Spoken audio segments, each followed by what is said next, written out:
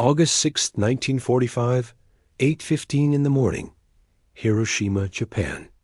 7-year-old Shigeko Sasamori is sitting in her classroom at an elementary school less than a mile from the city center, looking out the window at a beautiful summer morning. Clear blue sky, comfortable temperature, the kind of day that makes you forget there's a war happening. She sees a single American B-29 bomber flying high overhead. Just one plane instead of the massive formations that have been firebombing Japanese cities for months. Nobody sounds the air raid sirens because one plane isn't considered a threat. It's probably just a reconnaissance aircraft taking photographs at that exact moment. 31,000 feet above Hiroshima, Bombardier Major Thomas Ferebee peers through his Norden bomb sight at the Ioi Bridge in the center of the city. A distinctive T-shaped bridge that makes a perfect aiming point, visible even from 6 miles up. He adjusts his calculations for wind and speed, waits for the precise moment when the crosshairs align with the target, then presses the release button that opens the bomb bay doors and drops a single bomb that weighs 9,700 pounds and contains 141 pounds of uranium-235. That has been enriched to weapons-grade purity over 3 years of secret work costing $2 billion. The bomb falls for 43 seconds. A sleek cylinder 10 feet long and 28 inches in diameter, painted dull gray with "Little Boy" stenciled on its side. It contains a gun-type mechanism that will fire one piece of uranium into another piece, creating the critical mass needed for nuclear chain reaction. At 1,900 feet above the city, at exactly 8:16 and 2 seconds a.m., the bomb detonates with force equivalent to 15,000 tons of TNT. Temperature at the point of detonation reaches several million degrees Fahrenheit. A massive fireball expands outward at the speed of sound, and in that instant 80,000 people die. Shigeko Sasamori sees a brilliant flash of light, brighter than anything she's ever seen, then feels heat so intense it burns away her skin. Then the blast wave hits and throws her across the classroom into a wall. The building collapses around her, and she finds herself buried under rubble with her body on fire, screaming for help that won't come for hours. She will survive, but with horrific burns covering her face and body. She will endure decades of reconstructive surgeries. She will spend her life telling people what happened. That morning, when a single bomb destroyed her city and killed everyone she knew and changed the world forever. This is the story of the atomic bombs dropped on Hiroshima and Nagasaki, the only nuclear weapons ever used in warfare. The attacks that killed over 200,000 people and forced Japan's surrender, ending World War II. This is also the story of the decisions that led to using these weapons, the alternatives that were considered and rejected, the moral debates that continue 80 years later about whether the bombs were necessary, whether they were justified, whether they saved more lives than they cost, whether they were war crimes or legitimate military operations. This is a story with no simple answers, only difficult questions about war and morality and the full choices leaders make when millions of lives hang in the balance. Atomic bomb program begins in August 1939, when physicists Leo Szilard and Eugene Wigner, both refugees from Nazi-occupied Europe, convince Albert Einstein to sign a letter warning President Franklin Roosevelt that Nazi Germany might be developing atomic weapons. Einstein's letter explains that recent discoveries in nuclear physics make it possible to create bombs of unprecedented power through nuclear chain reactions, that Nazi scientists understand this physics and might be working on such weapons, that the United States should begin its own research immediately to prevent Germany from gaining nuclear monopoly that could decide the war's outcome. Roosevelt responds by establishing the Advisory Committee on Uranium. That begins small-scale research into nuclear fission. But the program remains modest until December 1941, when Pearl Harbor brings America into the war and makes weapons development urgent. In 1942, the program expands dramatically, becomes the Manhattan Project under Army management, directed by General Leslie Groves, who brings organizational genius and ruthless efficiency to managing the largest secret scientific project in history. Groves recruits J. Robert Oppenheimer to lead the scientific team designing the actual weapons at a secret laboratory in Los Alamos, New Mexico. The Manhattan Project eventually employs over 130,000 people working at secret facilities across the United States. Costs over $2 billion, which is a staggering sum in 1940s money. Consumes enormous resources, including significant portions of America's electrical generating capacity for uranium enrichment. The project operates under such intense security that most workers don't know what they're building. Only those at the top levels understand that the goal is creating atomic bombs. The secrecy is so complete that Vice President Harry Truman doesn't learn about the program until he becomes president after Roosevelt's death in April 1945. Technical challenges are immense. Creating weapons-grade uranium, or plutonium, requires industrial facilities that don't exist and have to be built from scratch. The physics of how to actually cause a nuclear explosion is only partially understood when the project begins. Every step requires solving problems that have never been solved before. Two parallel approaches are pursued: uranium-235 bombs using gun-type mechanism, where conventional explosives fire one piece of uranium into another, and plutonium-239 bombs using implosion mechanism, where conventional explosives compress plutonium into critical mass.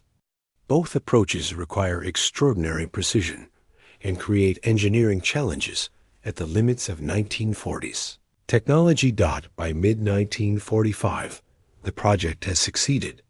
One gun-type uranium bomb codenamed Little Boy and two implosion plutonium bombs codenamed Fat Man are ready for use.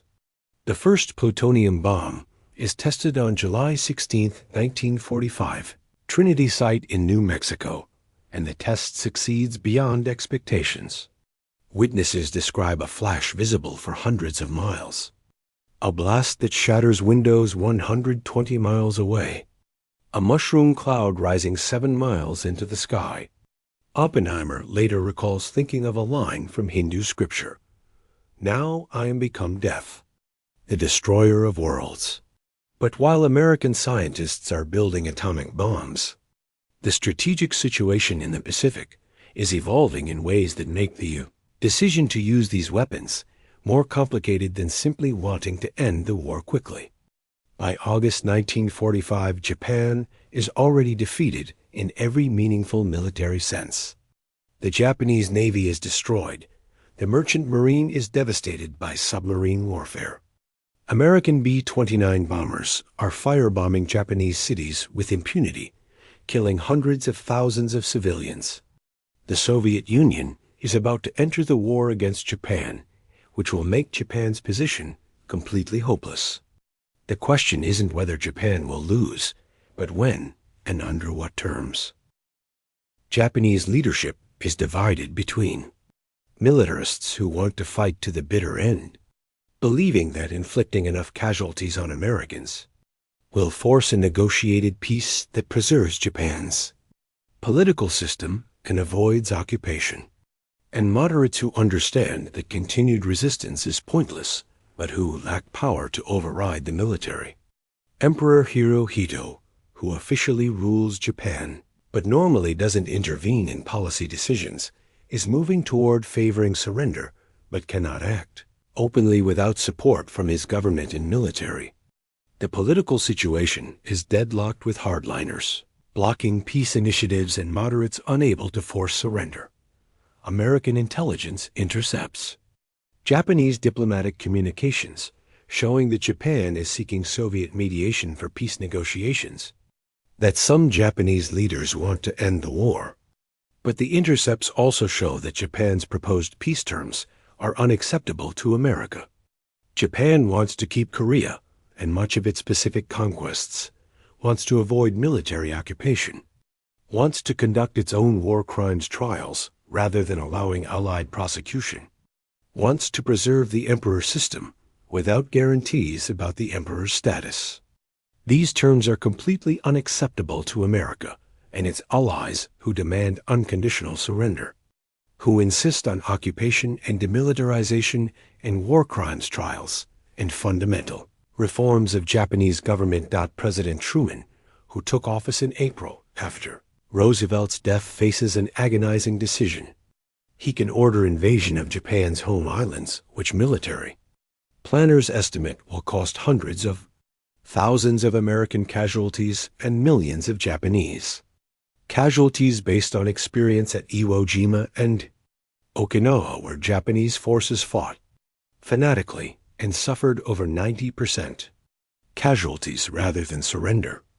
Or he can authorize use of atomic bombs, which will kill tens of thousands instantly, but might shock Japan into surrender without invasion, saving both American and Japanese lives in the long run despite the terrible immediate cost. Truman forms an advisory committee called the Interim Committee to recommend policy on atomic weapons use. The committee includes Secretary of War Henry Stimson, scientists including Oppenheimer, and military leaders. They meet multiple times in May and June 1945 to discuss how and whether to use the bombs. Some committee members argue for demonstration on unpopulated area to show Japan the weapons' power without killing civilians, hoping that seeing the destructive force will convince Japan to surrender. But this proposal is rejected for several reasons. A demonstration might fail, either because the bomb doesn't work or because it doesn't impress Japanese leadership enough to force surrender. Wasting one of only 2 available bombs, the Manhattan Project cannot quickly produce additional bombs, so each one is precious. Using a bomb on demonstration that fails to achieve surrender would be terrible waste. Additionally, demonstrating the bomb would give Japan time to move American prisoners of war to the target area for future attacks or to prepare defenses against atomic bombing, would eliminate the shock effect that's considered essential to forcing sudden surrender. Finally, there's concern that demonstration wouldn't be taken seriously, that Japanese leadership would dismiss it as propaganda or would claim it was faked, that nothing short of actually destroying a city would convince them of the weapon's reality. The Interim Committee recommends that atomic bombs be used against Japanese cities without prior warning, that the targets should have military value, but should also be large enough that the destructive power will be unmistakable, that the attacks should happen as soon as possible to end the war before planned November invasion of Kyushu. This recommendation goes to Truman, who approves the use of atomic weapons. Later he will say that the decision was straightforward because he saw it as a military weapon like any other, that his primary obligation was to American soldiers who would die invading Japan if the war continued, that using the bombs to end the war quickly was the right choice. But some scientists involved in the Manhattan Project object to using the bombs without warning against cities. A group including Leo Szilard, who started the entire program with his letter to Roosevelt, now circulates a petition arguing that surprise nuclear attack on cities would be morally wrong, would damage America's moral standing, would start a nuclear arms race, that Japan should be warned and given chance to surrender before the bombs are used. The Frank report, written by another group of scientists, makes similar arguments, proposes technical demonstration instead of direct military use, warns that using atomic weapons against cities will lead to nuclear proliferation and future nuclear wars. These objections are forwarded to the Interim Committee, but don't change the decision. The military and political leadership believe that demonstration won't work, that only the shock of actual atomic bombing will force Japanese surrender, that the lives saved by ending the war quickly justify the means used to achieve that end. The objections reveal the moral complexity that even those who built the weapons recognize. The scientists who made atomic bombs possible are now confronting what their creation means. Some are proud of ending the war, others are horrified by what they've unleashed. These debates will continue for the rest of their lives. The target selection process is carefully deliberated. A committee identifies potential targets based on several criteria. Cities must have military or industrial significance, must be large enough that the bomb's destructive power will be unmistakable, must have not been previously heavily bombed so that atomic bomb damage can be properly assessed. Kyoto is initially listed as top target because it's a large industrial city with cultural importance. But Secretary of War Stimson removes it from the list. He had visited Kyoto on honeymoon decades earlier and loves the city's cultural treasures. He argues that destroying Japan's cultural capital would make post-war reconciliation impossible, that the moral cost would outweigh military benefits. The final target list includes Hiroshima, Kokura, Niigata, and Nagasaki, all cities with military facilities and war industries, but which are also home to hundreds of thousands of civilians, including women and children and elderly. Hiroshima has military headquarters and is major port. Kokura has large arsenal. Nagasaki has shipyards and steelworks. Each target combines military value with dense civilian population that will inevitably suffer mass casualties from atomic attack. The targeting deliberately chooses city centers rather than specific military facilities because the blast radius is approximately 1 mile and because destroying entire cities will demonstrate the weapons' power more effectively than hitting isolated targets. On July 26th, the Potsdam Declaration is issued by America, Britain, and China demanding Japan's unconditional surrender, warning that refusal will mean prompt and utter destruction, but not specifically mentioning atomic weapons because the bombs remain classified. The declaration offers terms for post-war Japan, including occupation, disarmament, war crimes trials, but also promises that Japanese people won't be enslaved and that eventually Japan can have democratic government. The Japanese government debates the declaration. Hardliners reject it as unacceptable. Moderates favor acceptance, but cannot overcome military opposition. Officially, Japan announces it will makasatsu the declaration, a Japanese word that can mean either ignore or withhold. Comment: this ambiguous response is interpreted by Americans as rejection. The bombing mission is assigned to the 509th Composite Group, commanded by Colonel Paul Tibbets. This is a special unit formed specifically for atomic bombing missions. The crews are highly trained and have practiced extensively with dummy bombs that match the atomic bomb's weight and shape. They know they're preparing for a special mission, but most don't know about atomic weapons until shortly before the mission. 3 B-29 bombers are prepared for the mission, 1 carrying the bomb, 2 flying alongside as observation aircraft with cameras and scientific instruments to measure the blast. Tibbets names his aircraft Enola after his mother. The name will become infamous, but on August 5, 1945, as the crew prepares for the mission, it's just another B-29 bomber. Silver-painted aircraft modified to carry the special bomb in its bay. The crew is tense but confident. They've trained for this mission for months, and they're ready. The bomb is loaded carefully. It's so heavy that special equipment is needed to lift it into the bomb bay. Armed guards surround the aircraft during loading.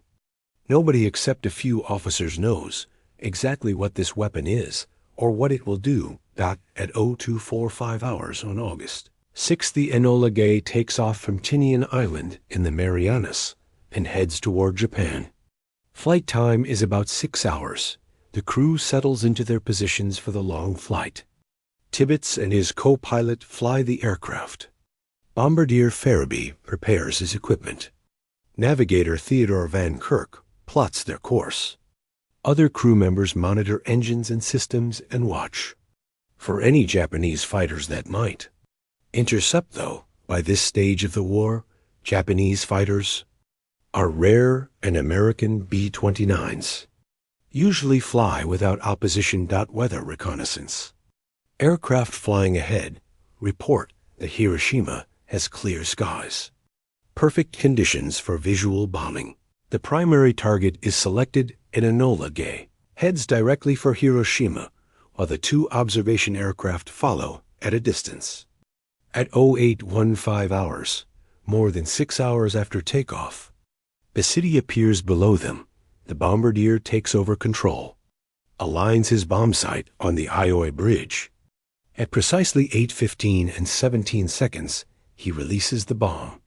That falls for 43 seconds, while Enola banks hard and accelerates away to escape the blast. The bomb detonates at 1,900 feet altitude over central Hiroshima.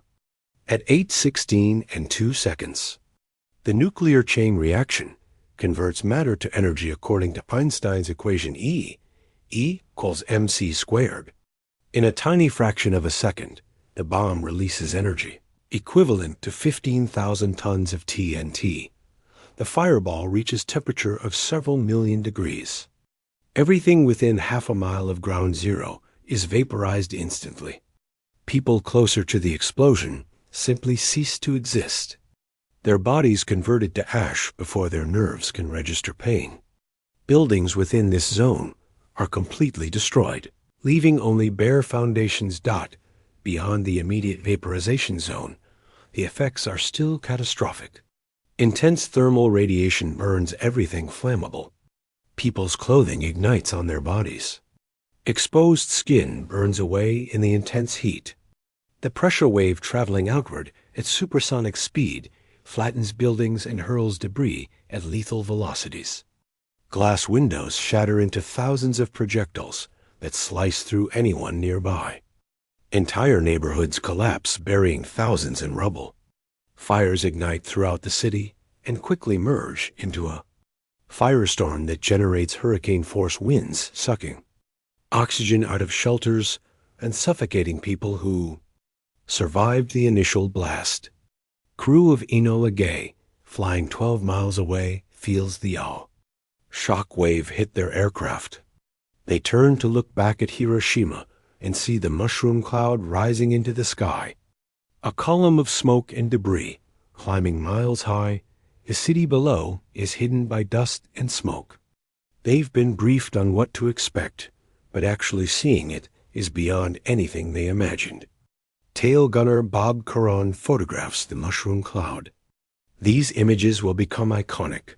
The crew is quiet during the flight back to Tinian. Some are proud of completing the mission. Some are beginning to understand what they've done. The magnitude is too great to process immediately.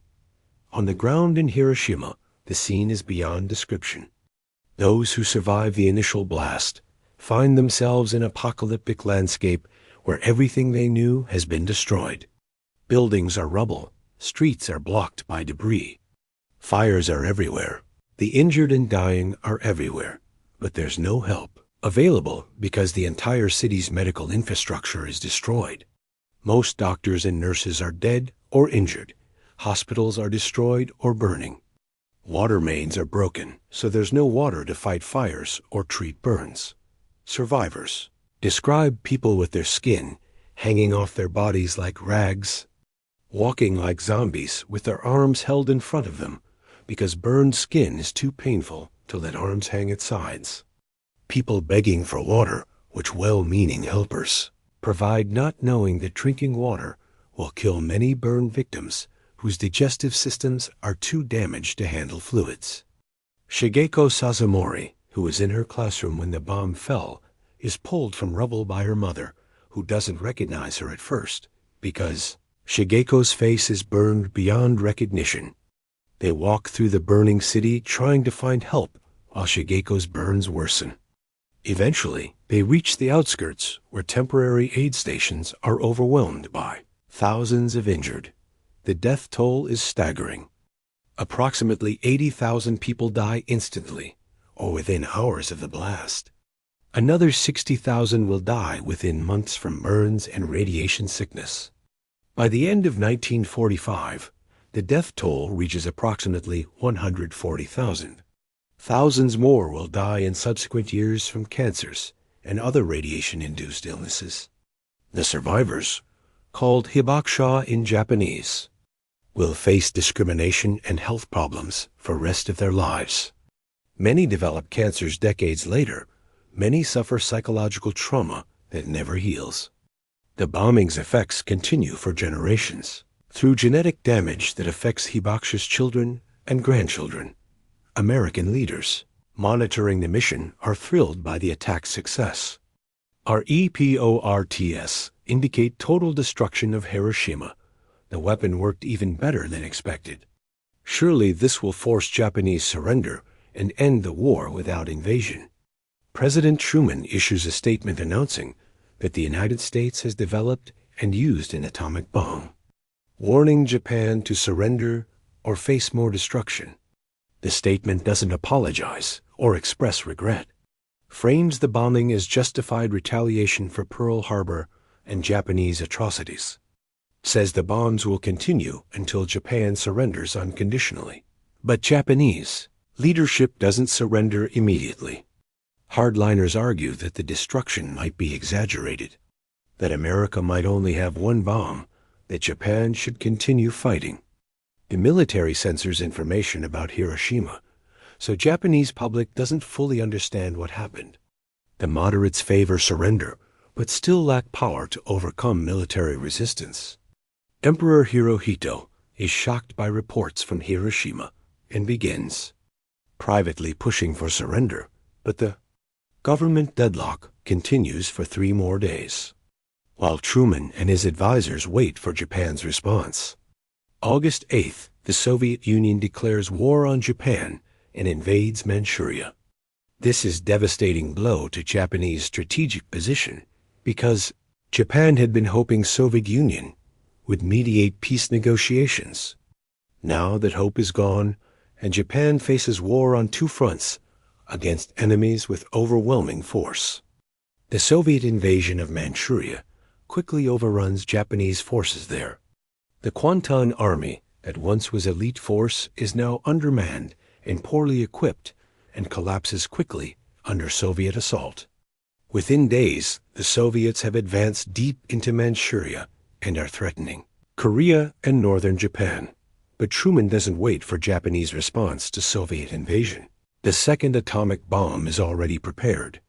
The target is Kokura, but when the bombing aircraft arrives on August 9th, the city is covered by clouds and smoke from nearby industrial fires, making visual bombing impossible.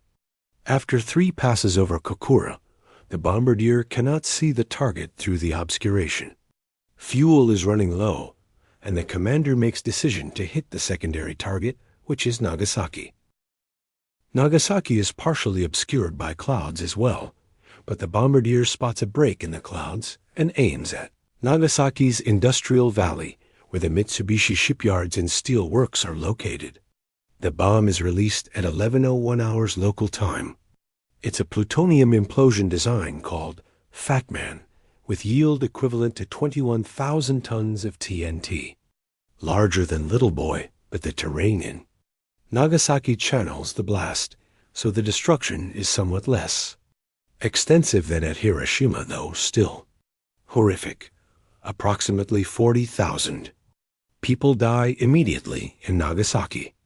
Another 35,000 will die by end of 1945. The total death toll reaches approximately 75,000 by year's end. The bombing of Nagasaki is in many ways more controversial than Hiroshima, because only 3 days elapsed between the bombings.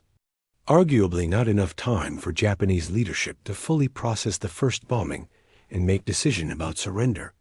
Some historians argue the second bombing was unnecessary and was dropped, primarily because it was ready and because military planners wanted to demonstrate that America had more than one bomb. Emperor Hirohito responds to the two atomic bombings and Soviet invasion by calling an imperial conference on the night of August 9th to 10th. The military is still arguing for continued resistance, but Hirohito breaks precedent by intervening directly in policy decision.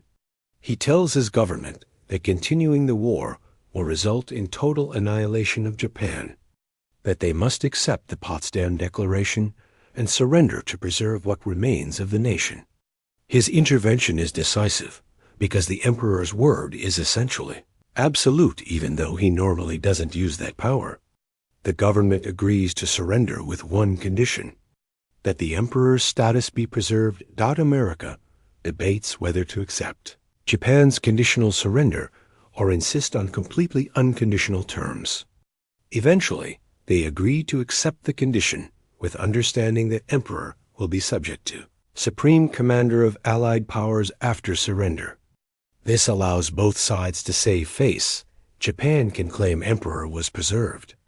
America can claim they got unconditional surrender, since emperor will be subordinate to occupation authority. On August 15th, Emperor Hirohito broadcasts surrender announcement to Japanese people. This is first time most Japanese have heard their emperor's voice. The recording is poor quality, but the message is clear. The war is over. Japan has lost. The debate about whether atomic bombings were necessary or justified begins immediately and continues to this day. Supporters of the decision argue that the bombs ended the war quickly and saved lives that would have been lost in invasion of Japan. Military estimates suggested Operation Downfall, the planned invasion, would cost hundreds of thousands of American casualties and millions of Japanese casualties. The atomic bombings killed approximately 200,000 people, which is terrible, but less than the estimated cost of invasion. Supporters also note that Japan showed no signs of surrendering before the bombings, despite being militarily defeated.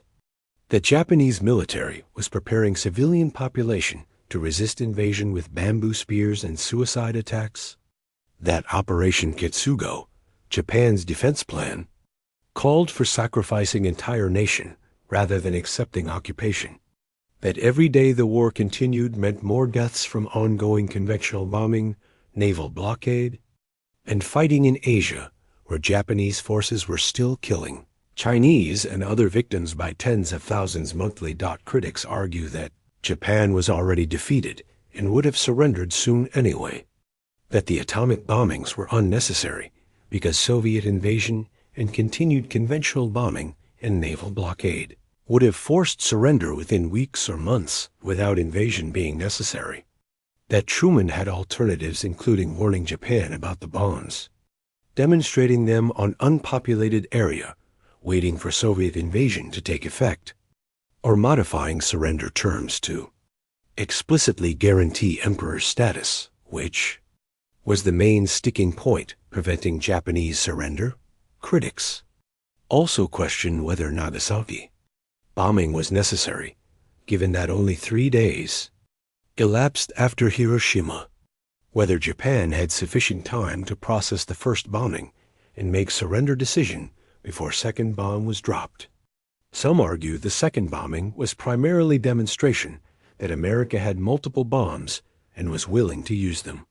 Essentially a message to Soviet Union about post-war power dynamics rather than necessary military operation against Japan. The question of whether racism influenced the decision is particularly controversial. Some historians argue that atomic bombs would never have been used against Germany if they'd been ready before Germany surrendered. That targeting Japanese cities for nuclear attack while excluding Kyoto for cultural reasons shows different calculus for Japanese lives than would have applied to European lives. That referring to Japanese as beasts and yellow monkeys in military communications reveals racist attitudes that made killing Japanese civilians more acceptable. Defenders respond that the bombs weren't ready until after Germany surrendered, so we can't know whether they would have been used in Europe.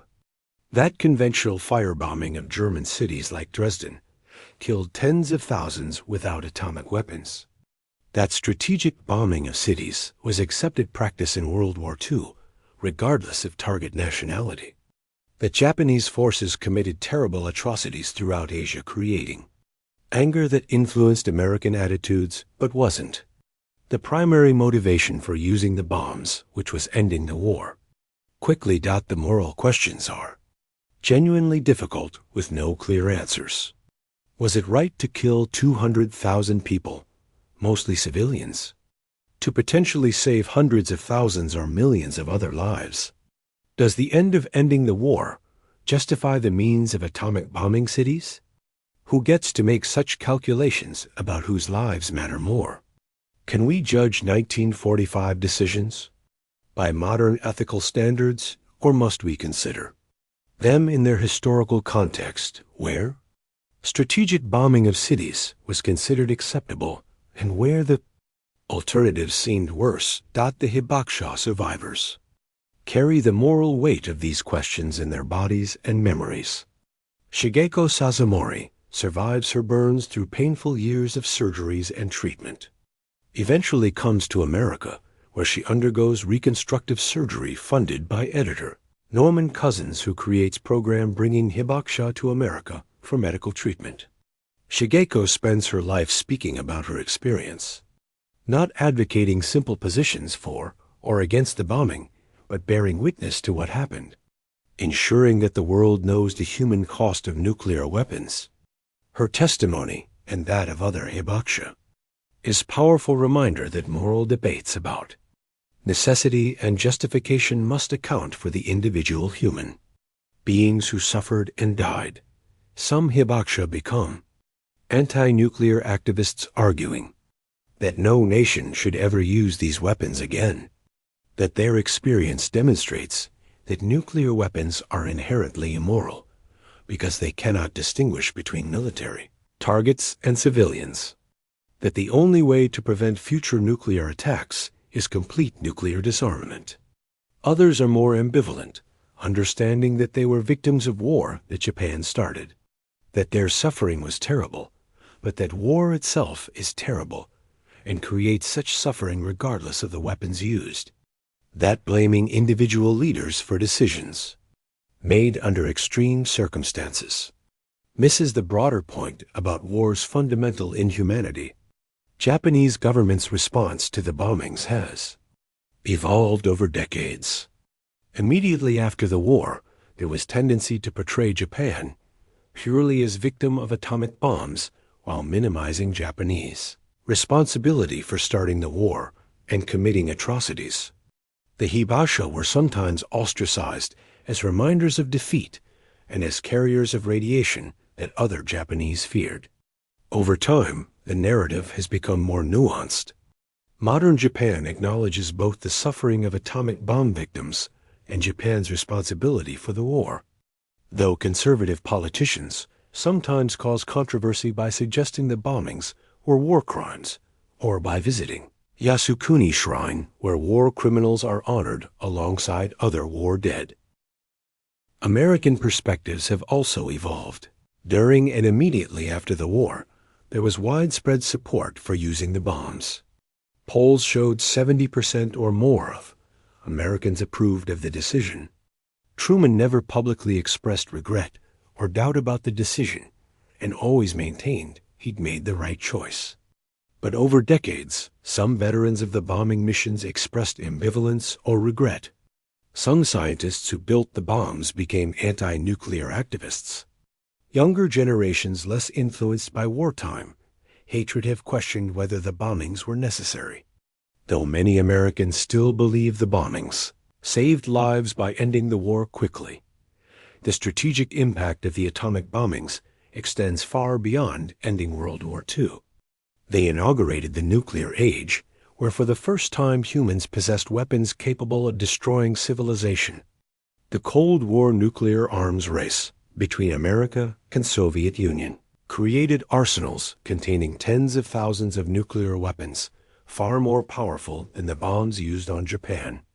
For decades, the world lived under threat of nuclear war that could have killed hundreds of millions or even caused Human extinction, the doctrine of mutually assured destruction, where both sides possess enough nuclear weapons to destroy each other even after absorbing first strike, prevented nuclear war during Cold War, but created constant tension and several close calls, where miscommunication or technical failures nearly triggered nuclear exchanges. The Cuban Missile Crisis in 1962 brought the world closest to nuclear war.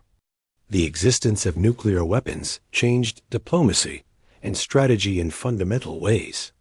Nations possessing these weapons gained power and influence they otherwise wouldn't have. The threat of nuclear retaliation prevented certain types of conventional conflicts, but created new dangers of escalation to nuclear war, the proliferation of nuclear weapons to additional nations beyond America and Soviet Union, eventually including Britain, France, China, Israel, India, Pakistan, and North Korea, creates ongoing concerns about nuclear terrorism, about accidents or unauthorized launches, about regional nuclear wars that could kill millions even if they don't escalate to global conflagration. The Hibakusha's testimony and the historical memory of Hiroshima and Nagasaki serve as warnings about what nuclear weapons actually mean. Not abstract strategic calculations, but concrete human suffering on an incomprehensible scale. The preservation of Hiroshima's atomic bomb dome, one of few structures that survived near ground zero, and the establishment of peace memorial museums in both Hiroshima and Nagasaki ensure that the bombings are remembered and that their lessons about nuclear weapons consequences are available to future generations. The annual ceremonies on August 6th and August 9th, honoring the victims and calling for nuclear disarmament, keep the memory alive. The Hibakusha who attend these ceremonies are elderly now. Most are in their 80s or 90s. Within a few years, there will be no living witnesses to the atomic bombings. Preserving their testimony becomes increasingly urgent. The question of whether the atomic bombings were necessary will never be definitively answered, because we cannot know what would have happened if different decisions had been made. Would Japan have surrendered anyway if we'd waited longer? Would Soviet invasion alone have forced surrender without atomic bombs being necessary? Would demonstration of the bomb on unpopulated area have been sufficient? Would invasion have actually cost the hundreds of thousands of casualties estimated by military planners, or might Japan have collapsed more quickly than expected? These are counterfactual questions that cannot be proven either way, which means the moral debate continues based on what we value and how we weigh competing ethical considerations.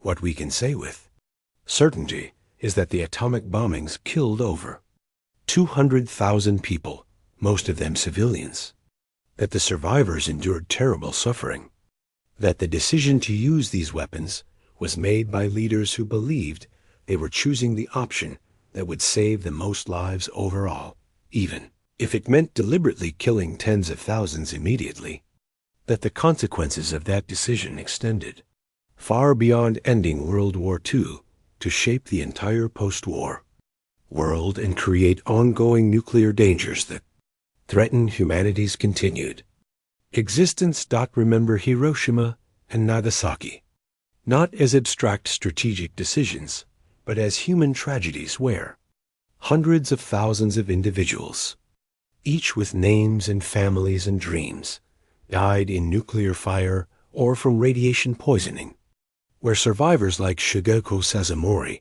endured decades of suffering from burns and trauma, where entire cities were destroyed in single moments and changed forever. Remember that the moral questions about these bombings remain unresolved because reasonable people examining the same facts reach different conclusions based on their values and priorities. Remember that the bombings ended the worst war in human history, but also began the nuclear age where humanity possesses weapons capable of destroying itself. That the same technology that ended World War II created dangers that persist today. That preventing future nuclear attacks requires understanding what happened at Hiroshima and Nagasaki and ensuring those lessons inform our decisions about nuclear weapons and warfare.